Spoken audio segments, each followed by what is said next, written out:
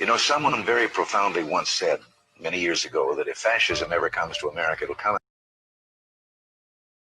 in the name of liberalism.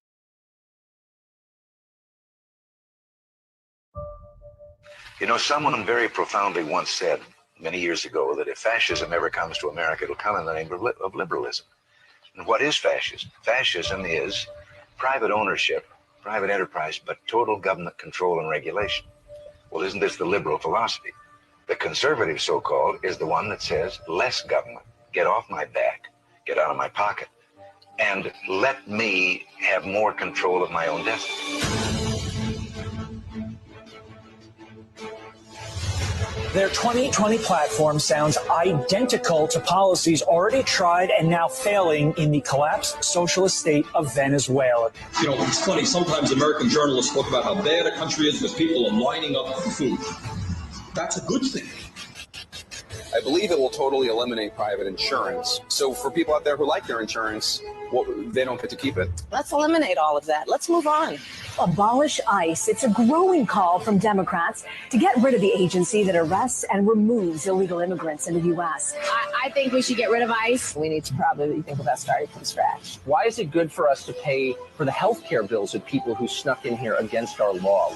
It's good for people who are in our country, who are contributing to this country's success. Or does it also apply to, I don't know, gang members or vagrants? I think they were covered too, weren't they? These hot-button issues like free college, free healthcare, once thought to be radical, appear to be the starting line in this Democratic primary. The three core demands of the National Day of Action are free public college, a cancellation of student debt, and a $15 an hour minimum wage for people who work on the campus. And how's that going to be paid? Great question. I mean, you know, so. Do you call yourself a radical?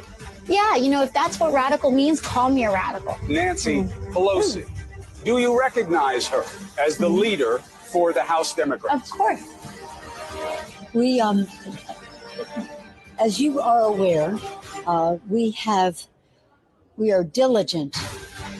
I think one way you get rid of Trump is a crashing economy. So please bring on the recession. Sorry if that hurts people. And if you see anybody from that cabinet in a restaurant, you get out and you tell them they're not welcome. When they go low, we kick them. Congresswoman Ilhan Omar under attack for anti-Semitic tweets. Can you respond to that? No, thank you. You use the term the occupation of Palestine. What did you mean by that? I think what I meant is like the settlements that are increasing. I am not the expert. They are the future face of the Democratic Party. They are not only anti-Israel, but often that anti-Zionism morphs into anti-Semitism. Either the Klansman or the guy in blackface is right now the Democratic governor of Virginia, Ralph Northam. Northam's nickname was a racial slur. They called me Coon Man. I did participate in a dance contest in which I darkened my face as part of a Michael Jackson costume. I actually won the contest because I had learned how to do the moonwalk. My wife says inappropriate circumstances. Democratic Senator Elizabeth Warren of Massachusetts with a DNA test to prove her Native American ancestry. Her DNA test claiming she's part Native American appears to be backfiring. Tonight, the leaders of the Cherokee Nation are speaking out against Senator Elizabeth Warren's campaign video touting her Native American ancestry. Have you considered dropping out of the race?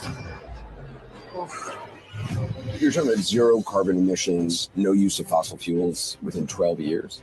That is the goal. It's ambitious. And How is that possible? You're talking about everybody having to drive an electric car? Admitting in earlier drafts that, quote, we aren't sure that we'll be able to fully get rid of farting cows and airplanes that fast. I really don't like their policy of taking away your car, of taking away your airplane flights, of let's hop a train. You're not allowed to own cows anymore. You know, there are a lot of problems. It was stunning how quickly some Democrats jumped on this proposal. We need to be bold. Oh, it's impractical. Oh, it's too expensive. Keeping track of Democrats who might be driving a hard left, and a lot of them happy to do so. Socialism is apparently becoming mainstream. America will never be a socialist country. Never. We're born free, we will live free, and we will die free. This has been a great movement. They try like hell. They cannot stand what we've done. But we're doing the right thing. And I will never, ever, ever let you down. We will make America wealthy again. We will make America strong again. We will make America safe again. And we will make America great again.